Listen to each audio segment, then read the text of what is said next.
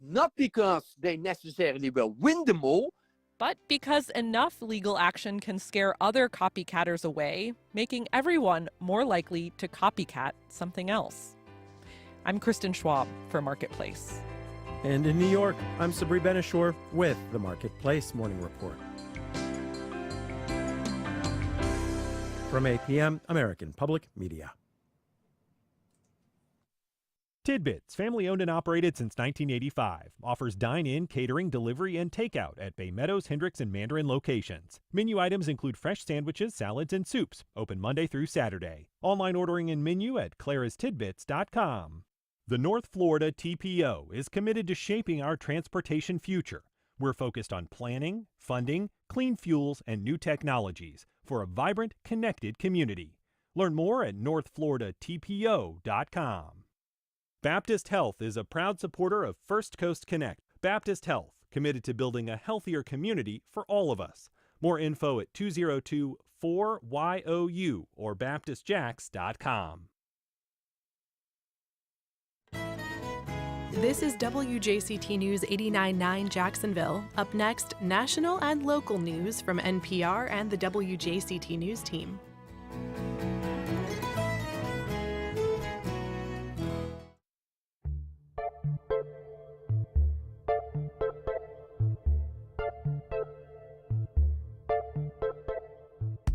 Good morning, I'm Al Emmerich. On today's First Coast Connect, from cursed fungus to AI brain rot, we'll talk about the latest medical headlines with our own Dr. Joe Sirven during this monthly house call. He also takes your health-related questions. Then, for people living with MS, summer heat can bring unexpected and painful challenges. We'll hear from MS advocates about the invisible symptoms, real-life struggles, and what you can do to help. And planetarium rockers give an inside look at their upcoming Space Jam. Join the conversation by giving us a call at 904-549-2937. You can also email firstcoastconnect@wjct.org or tag us on social. It's all ahead this hour after the day's news.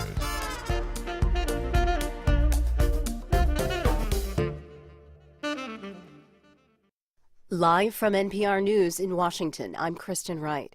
President Trump is meeting Israeli Prime Minister Benjamin Netanyahu at the White House this evening. Trump says a ceasefire deal in Gaza could be reached this week. NPR's Daniel Estrin reports from Tel Aviv. Netanyahu is expected to remain in Washington until Thursday. He said talks with Trump could help with a deal in Gaza. Israeli and Hamas negotiators began talks Sunday in Doha, Qatar. Mediators tell NPR they're shuttling between the Israeli and Hamas delegations on different floors of the same hotel. They're working out the details of a 60-day ceasefire. Hamas would agree to release half of the living hostages it still holds in Gaza.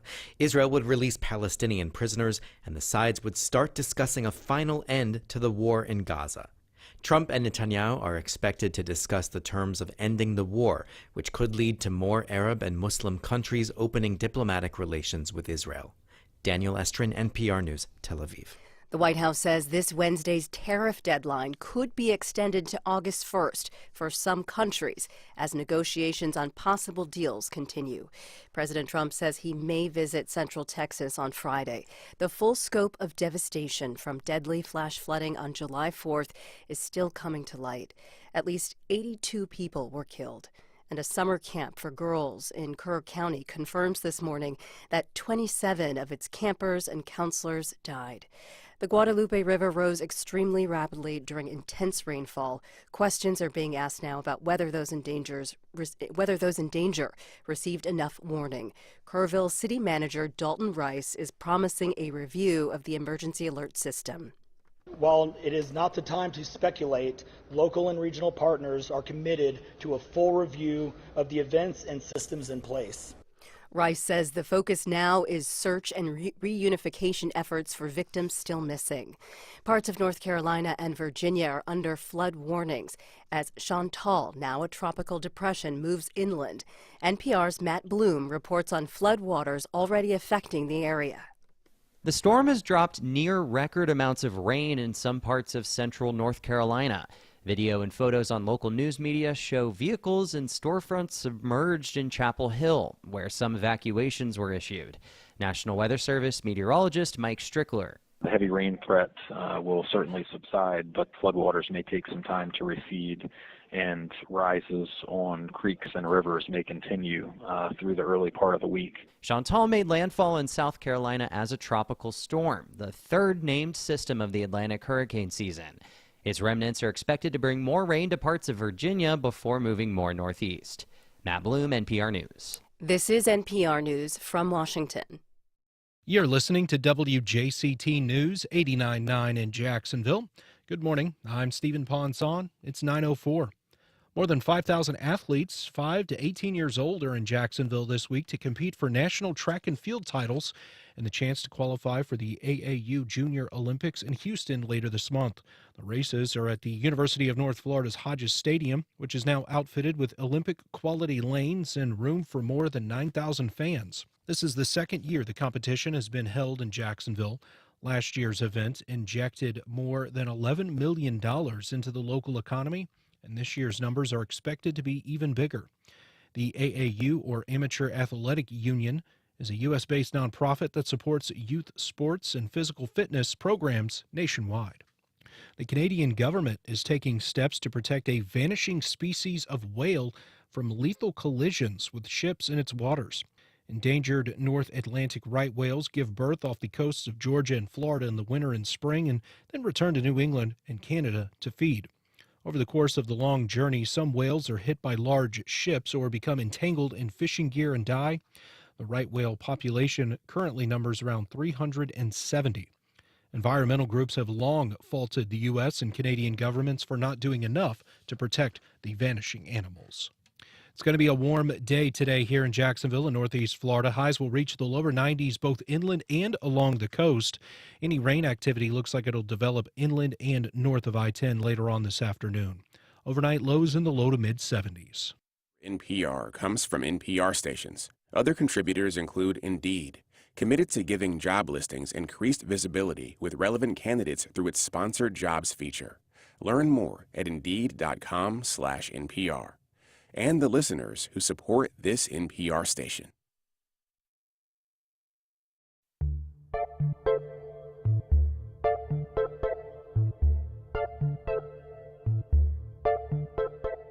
Support for First Coast Connect is provided in part by Baptist Health and North Florida TPO. Good morning and welcome to Monday. I'm Al Emmerich in for Ann Schindler, and this is First Coast Connect.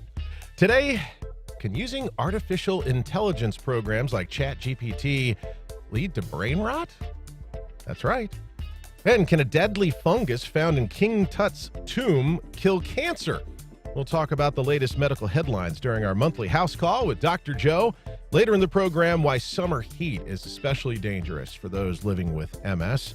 And we'll also unpack some rock and roll that's happening in outer space. You got it. But first, we're joined, as we are each month, by our own Dr. Joe Sirven making his house call. Not only is he a Mayo neurologist, host of WJCT program and the podcast What's Health Got to Do with It, but one of the most positive people I've ever met. Like, you meet Joe Sirven and you go, I feel better. So I don't know what you're charging, but you need to charge more. Good morning. Good morning, Alan. Please tell my family that. So. Wait a minute. They're not listening? That's another day. Okay. So Dr. Joe visits us for a monthly house call. We're going to be talking medical news, taking your calls and questions. You can reach and join us on this Monday. Get your week started off 904-549-2937 or First Coast Connect at WJCT.org. Now, Dr. Joe, we've been teasing a lot of the brain rot AI, and we're going to get into that, and that's the bulk of the show, along with some other things in the segment with you. But we'd like to bring something close to home. First, the horribly tragic floods in Texas that are affecting so many. I know many Floridians have family and friends, myself included, in Texas. But you know what? We're prone to flooding and flash flooding and storm surge here on the First Coast. And, you know, it's the rainy season. 3 o'clock, 4 o'clock. You know it's coming. Absolutely. And sometimes it's big, thick, standing waters, depending on where you are, San Marco, Northside, whatever area of town. And so just real quickly, what are some just top-of-mind awareness and reminders that people should keep in front of them during these times that can cause some danger? The first thing is just the imminent danger of just having a whole bunch of water around. In other words, like in this Texas thing, which I'm so sad to hear about, is more about, survival, get to safer ground, higher ground, those obvious pieces. Once you get past that, it's about remember that floodwaters are not clean waters. They have tons of junk and trash and stuff in it because of the power and the force of this. So be wary of animals. If you don't have to wade in it, don't. When it's standing water over time, that's mosquito breeding ground that creates its own issues along with it. So my easiest piece of advice is try to get to high ground, get out of there as best as you can. If somebody, especially I'm thinking of children, right? Because I know water is not always a pool, son, Right. daughter. And so if your kids have been wading in that water, what can they do? What's the first action to take? I would try to clean that off Right, and get to some place, whether you're at home, hotel, whatever. Get that stuff off of there because there could be chemicals, there could be plant life, there could be any sort of stuff because floodwaters just get everything in there. It's Okay, like a and the clothes too. Wash those clothes, probably separately, Absolutely. soak them. Great, and thank you for that. And it's always something for us to keep in front of our minds. Talking about our minds. All right, so every this is why we can't have nice things. This is the thing I'm saying. When there's a newfangled thing, there's always a question of is it a good thing or a bad thing? And I remember after Google first came around, there was the questions about searching and what it's going to do. We want to talk this morning about AI, and now there's some growing impact studies about the growing impact of AI, artificial intelligence, like ChatGPT and other sources, on human cognition. Yeah. If you're not already using artificial intelligence, then many would say you're missing out on the opportunity on tasks like writing, scheduling, storytelling, condensing time. But now researchers are starting to say, but there could be a negative impact. From the top down, let's funnel this. What's the broad message that's being researched right now? The broad message is what does constant AI use do to our brains and specifically our ability to creatively think, to critical skills or critical thought process for decision making that does not allow you to have to always check with ChatGPT or Claude or Perplexity or Copilot or whatever product you're using to make decisions. Mm-hmm. And so researchers are now using neural tools, whether it's looking at EEG data to see what happens to brain activation during cognitive activities, looking at what happens to kids with or without AI tutors, and what happens when you turn off that AI, if you will. And thirdly, what about just general creativity? I teach online, and we have a policy you're not supposed to use AI, but my goodness, sometimes I look at these essays coming on, I go, this is a little too perfect, and I'll borrow the words from one of the analysts here, a little soullessness that comes into it. They're perfect, crafted and everything, but you're like, did you really write that? Because that's not the way you email me. That's not the way you talk. So when these studies and the research, there's a couple of different studies that are referenced, and now we'll move down the funnel a little bit. MIT Media Lab study. College students who use ChatGPT to write essays showed significantly lower brain engagement and produced less original work. A UK survey frequently linked to weaker critical thinking. Again, early stage studies, and we'll talk about that. A Wharton study, students who relied on AI tutors struggled once the tools were removed. And then, this research is now being unpacked. But despite the study, scientists are actually cautioning these are preliminary, not conclusive. What is this study really saying, and what are you seeing out in the communities? I think at the bottom line, what this is telling us that we are just at the precipice of just trying to understand this. I mean, this is a relatively new technology, but what I've watched, as I've seen with others, is that suddenly when people start getting into this, they don't stop. It's very addictive technology is what I'm noticing. In other words, you find that when someone starts using ChatGPT or any of these other tools, they don't stop. And then you start having this over reliance. And the question is, when you don't have that around, can you still do? I mean, are we offloading the most human of things, creative thinking, decision making, to a computer, and then you're just being left to be kind of do nothing? I mean, this is like, especially when we're talking on a larger context about the concerns about brain health, cognitive health, prevention of dementia and Alzheimer's. What does this type of stuff do when you don't have to think anymore? And that's a very philosophical question with real world consequences, and we don't know the answer just yet. Let's reverse for just a moment. Let's talk about, you use the term addictive, okay? Let's just draw a line in the middle, and let's just say you've got an average user. And I'll use myself for an example. I am by no means addicted to AI. I use it in a lot of ways. However, there is an instant gratification that occurs. What is the relationship of the instant gratification to what you're able to get from AI different from, say, a Google search? They're probably not too different. But the interesting part about these AI tools is just in a Google search, you were always given a menu of options, of which at the top could answer your question. And you were happy when you got this menu of options. Right.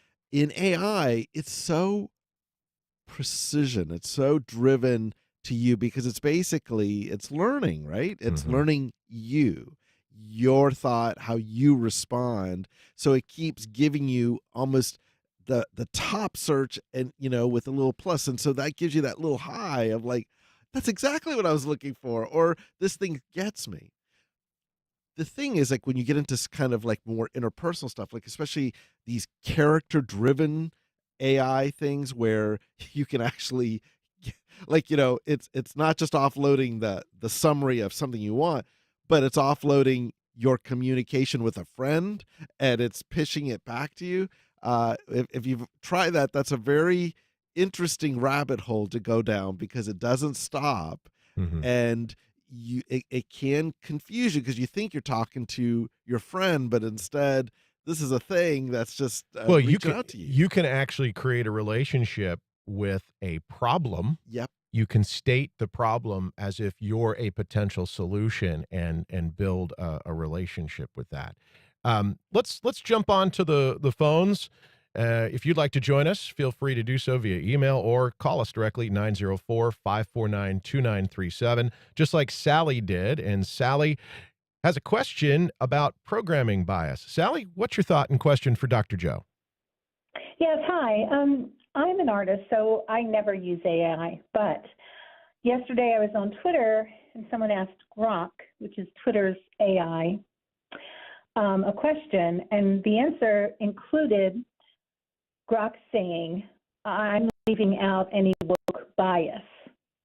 So then there was a back and forth discussion about who programmed you to leave out woke bias. What does that mean? And I thought that was interesting that people are relying on Grok as fact-finding AI when it has been programmed to have a bias, I guess. I don't even know, really. Sally, thank you for that. That's it's really, it's about a 7-hour show for that response, Sally. So stay with us. Sorry. So we'll try to micro this. What I hear her asking is, AI is the sum of everything, but then everything can also be contained, and you can create your own customized AIs. And so really, I guess we move into maybe a question of, Dr. Joe, how does someone responsibly begin their journey with AI to reduce potential bias, but also to ensure that they're not restricting their cognitive abilities. Yeah, I like that. And Sally, thanks for that comment, because I've wondered about the bias in some of the stuff that I use. To your question, Al, I think ultimately what you always have to do is do not 100% trust what comes out of those requests. I have seen people who have quickly put in an assignment or something, or I'm going to use this as an email, and then suddenly I get, and they cut and paste it, put it into an email as a response to something that's come out, and it is completely wrong. I asked AI in one of these things, I go, can you summarize in a specific area of neurology some scientific articles and related to a case? And I read it just out of curiosity. It has better hallucination ability than some things I've watched scripted series, and I'm like, this is completely made up. And I wrote back, something along the lines, this is wrong. You forgot this, and all it comes back, you are absolutely right, Dr. Sirven, which is actually creepy and scary. Don't trust it 100%. Still use critical thinking. Like, is this right? Yeah. Is this correct? Edit it.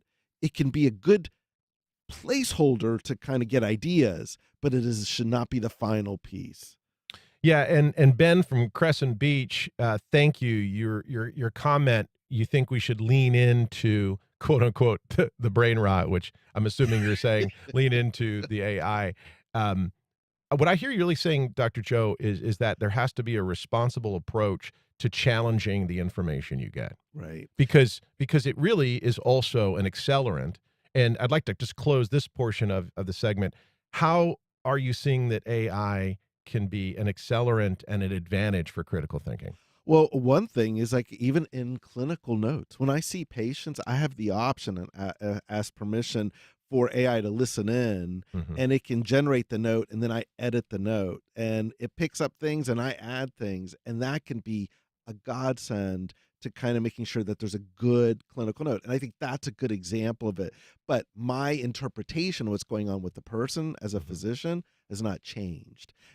But at least I got the documentation down. And I think things like that can be a very nice benefit. We'll close this loop by the following. Socrates warned that writing would make humans forgetful. In the mid-'70s, teachers fretted that cheap calculators would strip students of their abilities to do simple math. And during the rise of search engines, there was fears amok the world that we would have digital amnesia. There you go. And so walk with intelligence, ask the questions, and what I hear you really saying is be aware of the absolutes. Absolutely. Excellent. If you're just joining us, we're talking with Dr. Joe Sirven, Mayo neurologist, host of WJCT program What's Health Got to Do With It? And we just wrapped brain rot. I mean, just a couple of minutes, so we did it. During the first meeting of the Health and Human Services Secretary Robert Kennedy Jr.'s recent downsize of the vaccine panel, there was a lot of discussion. The group voted to stop recommending flu vaccines, including thimerosal, a vaccine preservative. So what is thimerosal? Why is RFK Jr. recommending this and staying away from flu shots? So thimerosal is used in certain flu vaccines primarily to help prevent contamination when you use a single vial amongst different people with multi-use. It's typically used in flu vaccines. The thing about thimerosal is that it gets metabolized in the body to ethyl mercury, which is a very distinct mercury, which I might add in trace amounts, it's been found to have no impact. It's different from the mercury in tuna, which is methyl mercury, which has very real impact. So nuance matters here. What they vote is they want to get rid of thimerosal in flu vaccines. And to be honest with you, if you do single dosing of the flu vaccine, there's no thimerosal in it.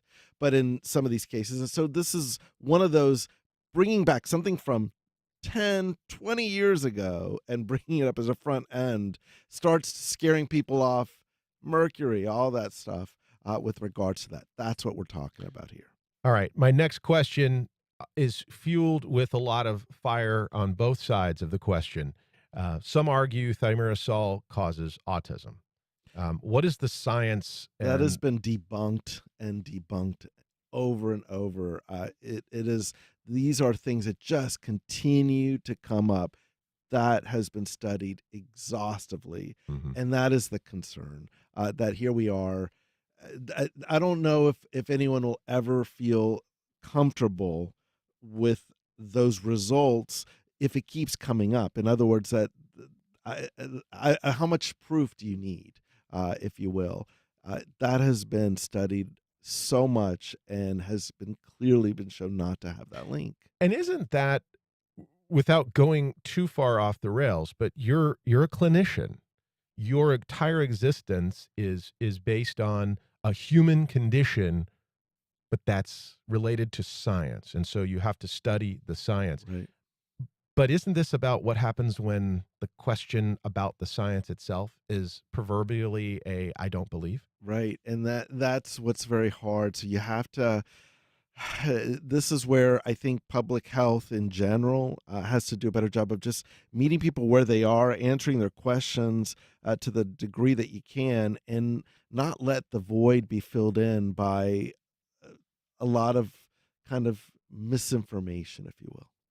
I think back to your first story. This is one of those, I mean, our first topic. This is one of those places where you can use a responsible application of AI combined with a Google search, combined with talking to your clinician and other families to get a responsible outcome, correct? Absolutely. And that's the key. Of course, it is going to be based on whatever data source that AI is pulling from, but that's another day. Okay. Yeah, there you go.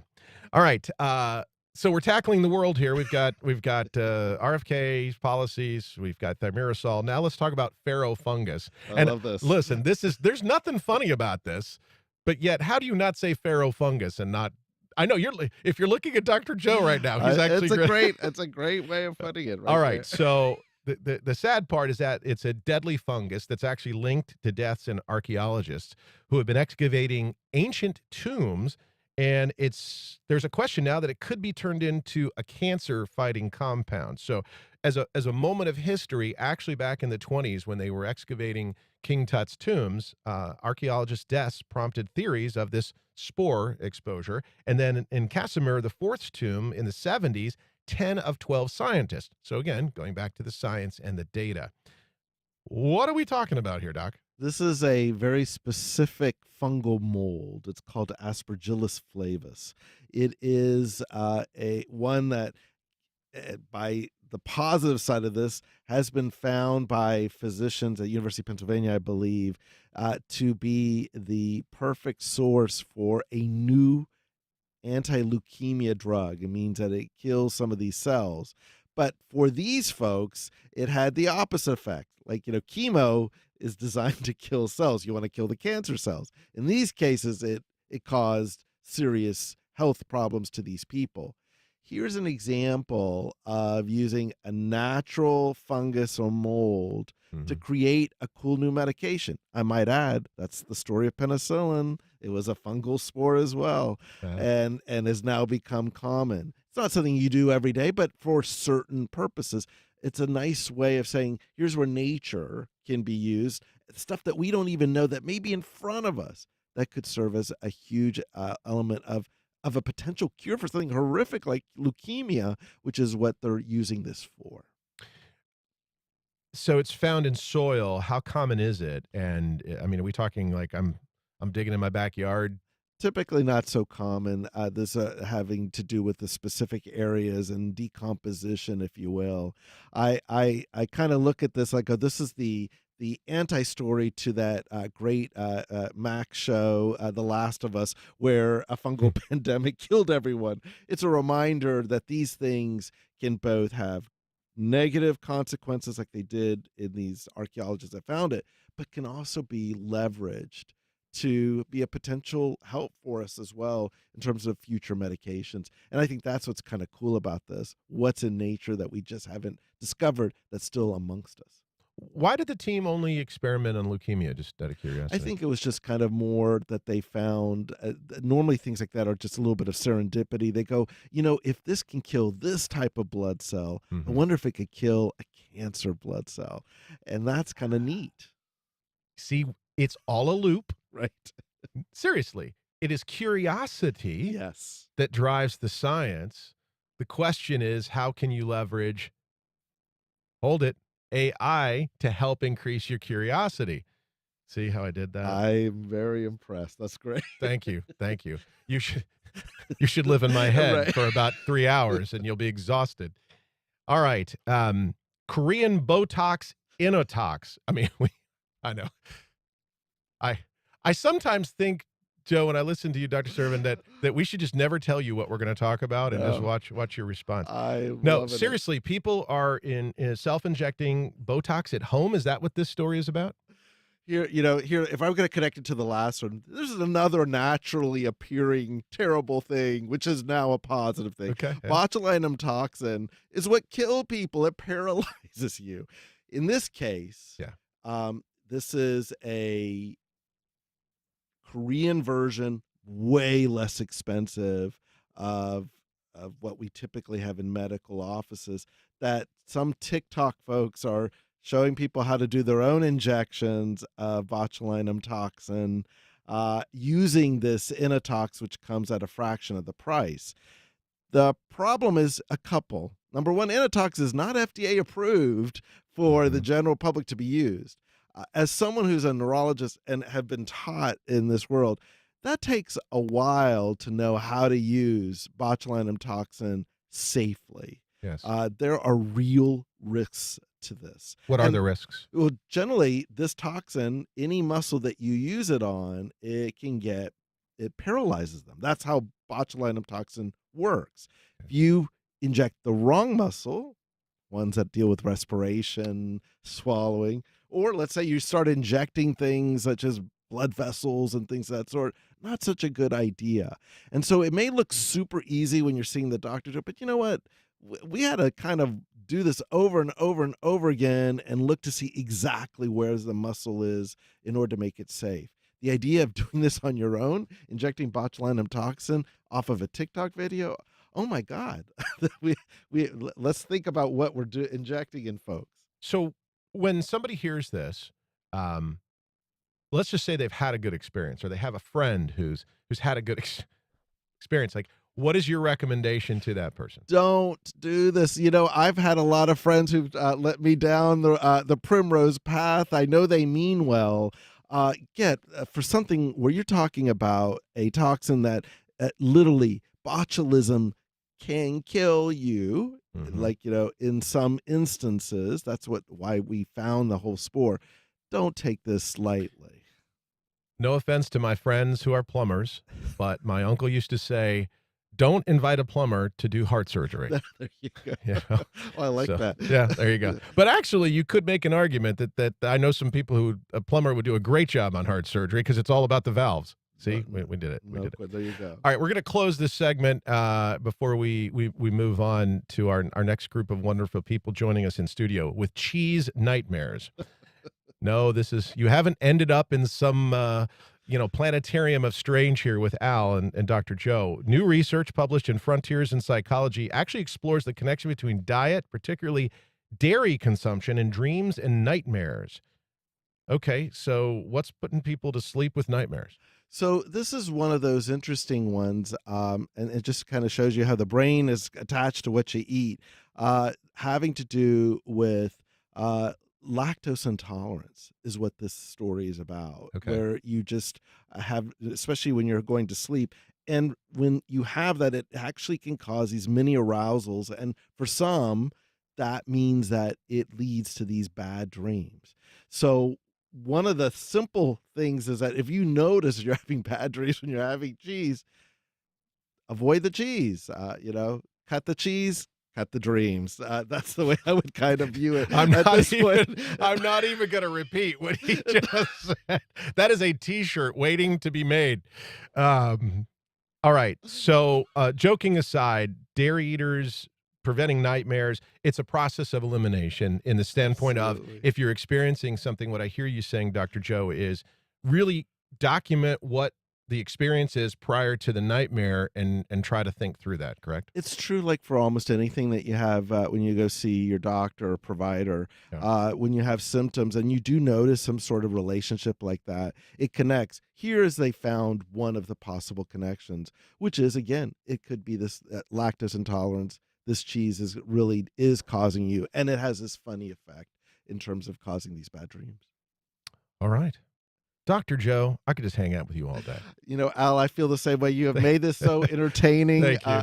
It's a pleasure. Well, thank you so much for being with us, Dr. Joe. Up next, from bourbon to bikes, MS advocates raise a glass and ride for awareness.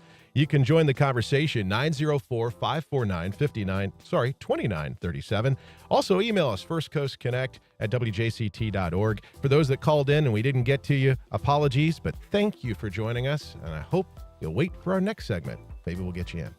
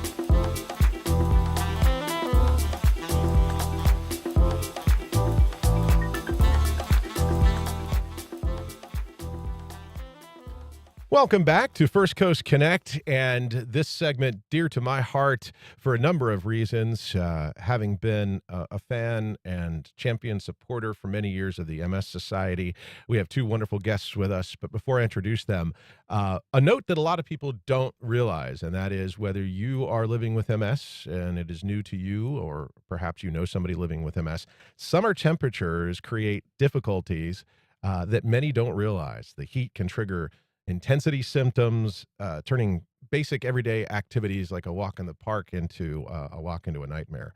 Here to unpack that, along with some other amazing, exciting things happening to support the world of MS, are two incredible folks. Casey Murphy, host of The Other Side of MS. Casey, welcome. Thank you for having me. And we're also going to learn about what The Other Side of MS looks like in your podcast, a terrific program. And Teresa Eichner, founder of Jack's Bourbon Social.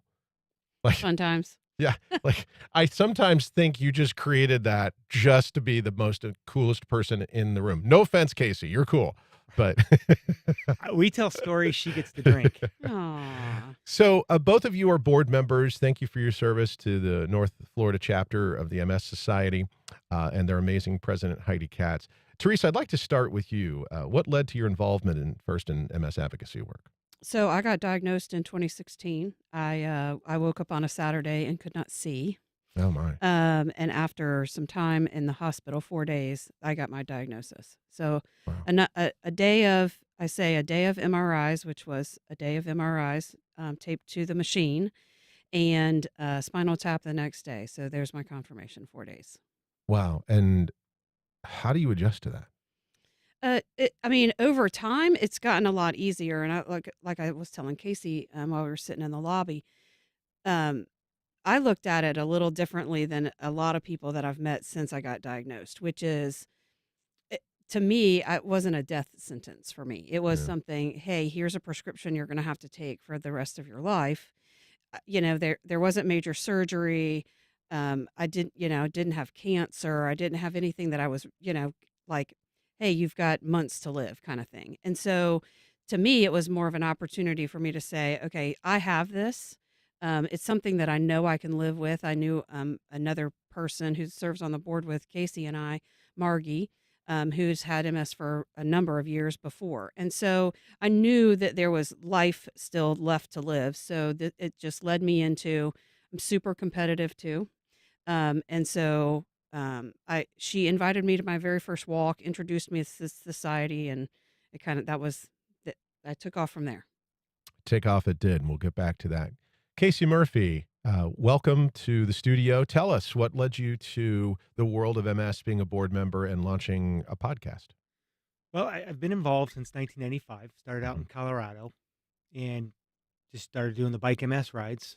This year will be my 41st ride when I come in October. But we started the podcast because I felt that there was an opportunity to tell the other side of MS behind the microphone, to elevate the voices of those that are affected by MS, like Teresa, but to tell those raw, unfiltered stories, not the ones that you're going to see in the brochures or the ones that you see on TV, to where they make it seem like, okay, well, life is okay. It's the stories that people honestly don't always want to hear. It's the difficult stories that people are going to be face to face with. What is this disease and what am I facing? Because it's one of the only diseases where the individual, one, has to justify that they have it. And then when they do justify that they have it, half the people aren't going to believe them because they're going to tell them, well, you look fine. Pause right there. When you say people have to justify, what does that mean? It means why? Because they look, and I'm using quotes here, they look normal. And because every symptom for or each individual with MS looks so different. And so there's no, I mean, there are some commonalities, but there's a lot of differences in it. And you can have someone that is in a wheelchair, someone that's in a cane, or you could have someone, I did a bike ride in Colorado last week, and the guy did 100 miles on the bike ride. You would never know that he had MS. Teresa, as someone living with MS, what has that journey been like for you? Honestly, it's been enlightening for me, honestly, because until I got diagnosed, I didn't know I only knew of one person who had MS. And it, like Casey said, it's really different from person to person. Her symptoms are different than mine. And sometimes I am like, is this MS or is it something else? So I'll call my neurologist or I'll send an email. Hey, here's what's happening. Is this related to MS or do I need to go see my physician? But some of the difficulty comes with people's lack of understanding of what MS really is and how it impacts people differently. And I know that we're going to talk about heat today. It's probably one of my favorite subjects to talk about because there's not a good understanding of it. So when you hear that somebody has MS, I think this is the resounding idea that, just because somebody doesn't look a certain way or fit a pre-described, oh, you have this or you have that, or, hey, you don't have any hair, you must be going through chemo. There's oftentimes like diabetes, it's not something that you can specifically see in somebody. Now, this hidden danger of the heat, since it's your favorite subject. See, I love that. The fact that you have this disease and yet you've turned it into a positive, and blessings to you for that. So let's talk about the heat. What is it that the majority of listeners who may not know anything about MS, but yet may know people with MS, that they need to know about heat and this disease? So the first thing I'll say is, this is Florida. So who likes the heat, right? Yeah. And nobody. Everybody will say, I have an intolerance to heat. So if I go to somewhere or if I get invited to an outdoor event, say, we have a group of friends that are going to the beach for the day, and I say, I'm not going. The first question is like, well, why isn't she going? What's wrong with us? She just doesn't want to hang out with us. And I'm like, no, my intolerance to heat is different than yours. Mine is my body doesn't regulate its own temperature. So I can go from what might be really cold to dangerously cold to me, shivering, chills, all of those things. And just the opposite, right? People get hot, sweaty, they drink a water, they can cool down, the wind blows, they feel better. All of those things happen for somebody without MS. With MS, that heat just keeps going, and my internal body temperature can get to a place where I need to be inside, indoors, in air conditioning. And so the different, like if I say, hey, I'm not going, or I have an intolerance to heat, how difficult is it, what's the temperature inside the building? I pay attention to like where I'm going, and is it indoors, outdoors, what's the weather going to be like, all those things where other people don't, because they have a way of mechanism of getting cooled down.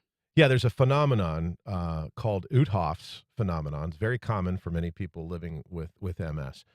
And what's so ironic is the two biggest fundraisers for the MS Society. I miss Muckfest, having done that forever, but Bike and Walk MS, and both of them are outdoors, oftentimes during summer activities. So, Casey, you are not only a rider, and I want to be clear, you do not have MS, correct? Correct, I do not. But you have dedicated your life in total to this this cause and this effort. So let's first talk about Bike MS. People are outside riding. What is that experience like, having ridden both as somebody with MS, without MS, but also riding with people who have MS? What is the preparation they have to do and you see them going through? Well, for those that are riding with MS, they have to take a lot of different precautions. The heat is a big thing that they take care of.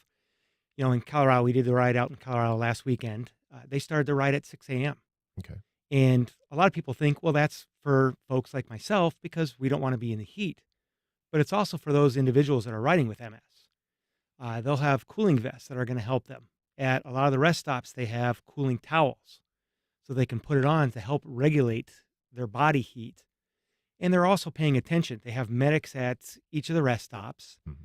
They have SAG support. They have different types of support that can sit there specifically for those individuals with MS, because they don't know when those symptoms are going to start to hit and how hard they're going to hit. And it can be anything. It can be blurred vision. It can be imbalance. When you're on a bike, balance is going to be key. Mm-hmm. And the second part of that, where you asked, how is it for someone like us that do not have MS, and how do we prepare, or how, we ride along that? You want to sit there and say it's an inspiration because you're riding with someone that is going through this, but you don't want to praise them for doing something that they should, that they want to normally do. Yeah. But it still is. I'll take another individual, ironically from Colorado, but I was in Kentucky, and I run out of gas. And here he comes along. He has MS. We're at the last rest stop. He's giving me the tools, the gummies and everything else to be able to get through to the ride. He's helping me finish. Right. And so you sit there and it's like, well, how can I not finish when I've got someone with MS helping me to support to get to the end? I'm going to do it for them. I call it the C to the saw. It's absolutely right. It's October 4th and 5th, 2-day cycling event. I know that's a ways off, but people are they're already training. Route options range from 36 to 100 miles. Real quickly, because I want to make sure we got time to get to Jack's Bourbon Social, which is right around the corner. Casey, name of your podcast. It's The Other Side of MS. You can find it on pretty much any platform, Spotify, or you can also go to our website, which is www.bike-ms.com. You just need to put that dash in between the bike and the MS. Casey Murphy, thank you for the amazing work you do on behalf of so many, and for lending your voice to that podcast, which is a great storytelling, even if you don't have a connection to MS. All right, Jack's Bourbon Social. What is it? We got just a couple minutes here. What is it? When is it? And what can we expect? So Jack's Bourbon Social is an annual bourbon and whiskey tasting. It's going to take place July the 19th. From 4 to 9 p.m. at the Ramallah American Club on Parental Home Road. And you can expect the $100 ticket, over 30 different distilleries. We do provide food. We'll have a golf simulator this year. We have a custom cowboy hat maker who's coming and donating a portion of her proceeds. We just like to have a lot of fun. What we try to do every year is make the connection for. We're not just a whiskey event. We're a whiskey, bourbon, and whiskey charity. And so we're our registered nonprofit.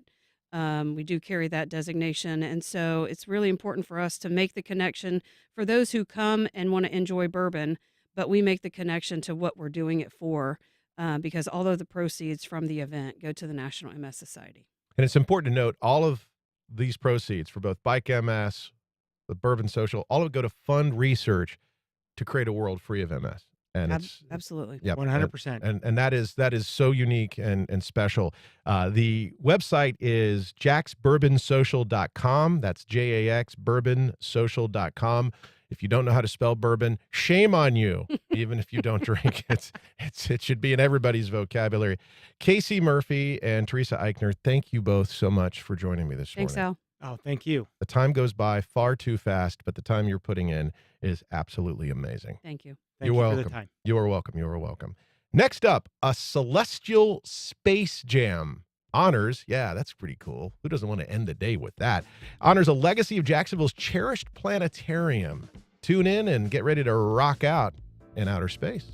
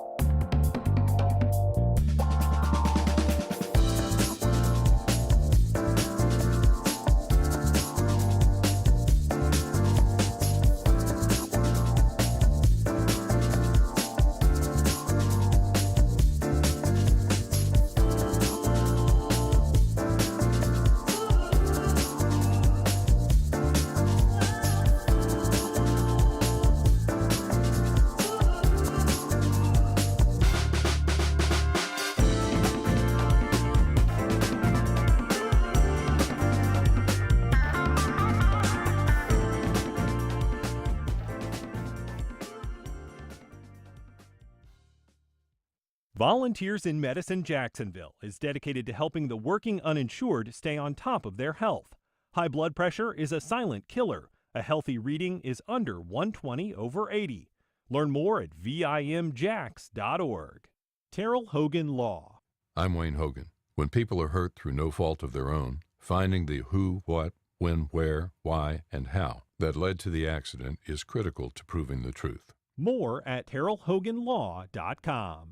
On the next Fresh Air, if you have trouble sleeping, the more you worry about not being able to fall asleep, the more likely that you will stay awake. Then what? Pills, therapy, meditation? Just feeling like a zombie during the day? Jennifer Senior will talk about her latest Atlantic Magazine article about her insomnia and the science of sleep. Join us. Today at noon on WJCT News 89.9. Japanese steelmaker Nippon Steel officially has bought U.S. steel, but there's a catch. And we have a golden stock, we have a golden share. Meaning? That gives you total control. It's 51% ownership by Americans. What happens when the White House controls a private industry? That's on the next On Point. Today at 11, here on WJCT News 89.9.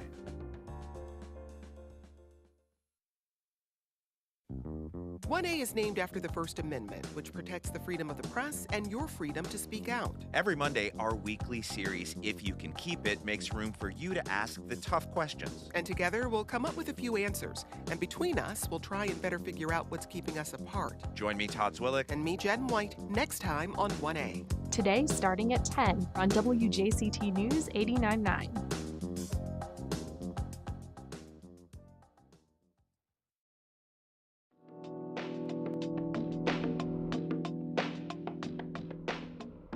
Welcome back to First Coast Connect. I'm Al Emmerich in for Ann Schindler. And indie rock band Skyview has made space exploration their mission, pairing their celestial sound with cinematic cosmic immersion. Man, that just sounds cool, doesn't it? Well, they headline the final live concert at the Brian Gooding Planetarium, and I'm joined now live in the concert with automatically the coolest guy in the room, probably anytime you walk in, because you're in a band. Evan Smith, lead singer and guitarist for Skyview. Evan, welcome to us. Well, thanks for having me. And by the way, if you can't see his buttons, he's got a NASA button, he's got a planetarium button. So he's not just looking like a rocker. He's looking like a supporter of space. Got to represent the space community, that's for sure. So talk to me here. How did space become Skyview's signature subject? So really, just one day I walked into Mosh in their planetarium with a friend who was visiting, and it just took me back. We were contemplating our next move as a band, writing subjects, and the name Skyview just all kind of clicked when I walked in there and saw an opportunity to line up live music, and by just seeing how immersive it felt to be in there, to see the visuals.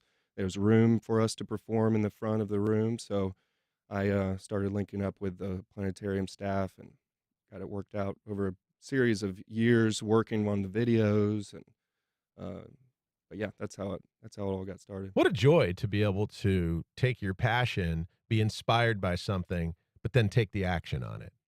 For sure, yeah. No, I mean, it's like a dream come true when you, the writing part of it, and then the performance inside of an immersive environment like that it's a lot of fun, and it feels fulfilling to see it all come alive. Yeah, by the way, anybody that takes up the subject of space as a topic to do anything, if you ever run out of material, you have other problems, because it's like, how do you run out of a subject matter for space, right? Yep. Speaking of which, for listeners who haven't heard Skyview yet, what's the elevator pitch, for your type of music? What can people expect? So it's a indie rock space band, kind of our own genre, if you will. But it sounds like The Killers, Depeche Mode, kind of post-punk, but also just rock and roll, Yeah. Some people have said like Tears for Fears. A little bit of that. Yeah. Okay. Awesome. White Lies, Muse, all those. So the final live concert in this historic Dome Theater, and oh my gosh, I mean, the years of history, if you've lived in Jacksonville, if you've just moved here, if you haven't been to the planetarium, hey, you still got time, but this final live concert series, tell us about when it's happening, what's going on, and what they can expect from your music. So yeah, it's this coming Saturday, July 12th. And this will be our 9th performance since 2020 when we first started playing. And honestly, it's going to be pretty emotional for us. That room is where we first brought this concept to life. It's like the birthplace of our whole immersive show. Knowing it's the last time we'll get to play there makes it even more meaningful for us. But there'll be this society there, Northeast Florida Astronomical Society, will be set up with telescopes outside, and they'll be doing demonstrations on how high technical telescopes work, and so they'll be there, and yeah, we'll be celebrating human spaceflight.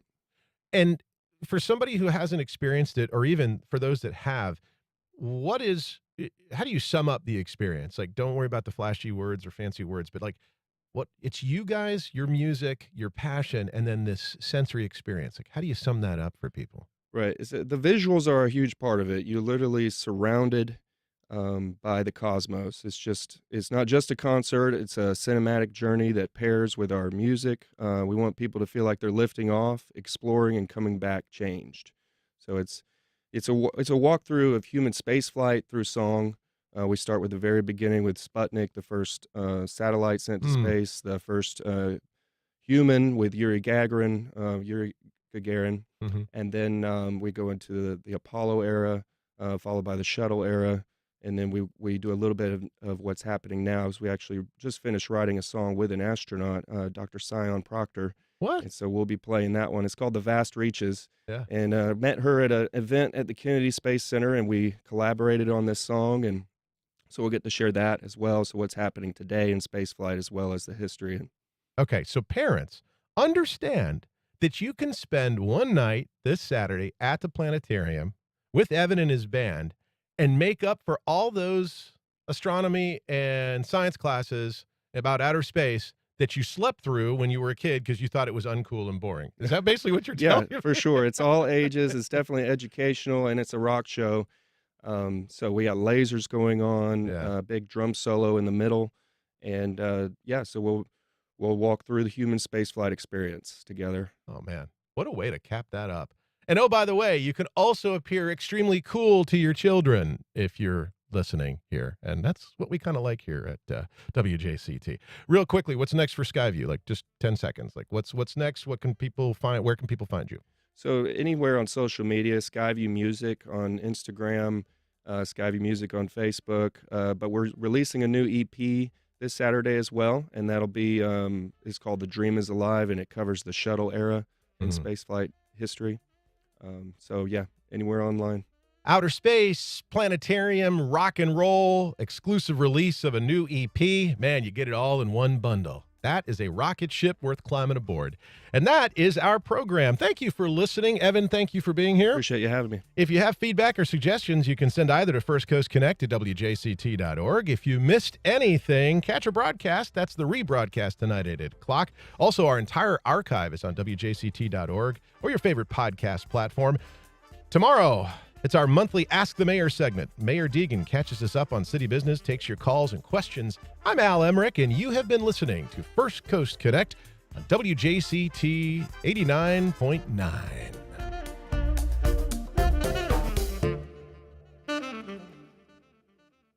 Support for First Coast Connect is provided by Baptist Health and the North Florida TPO. Baptist Health is a proud supporter of First Coast Connect. Baptist Health, committed to building a healthier community for all of us. More info at 202-4YOU or baptistjacks.com. The North Florida TPO is dedicated to transportation planning, funding, clean fuels, and new technologies for a vibrant, resilient, and connected region. More information available at northfloridatpo.com. Listen to Anthology on 89.9 HD3 and let the music unlock your memories. All your favorite music from the 60s, 70s, and 80s are always on 89.9 HD3 Anthology.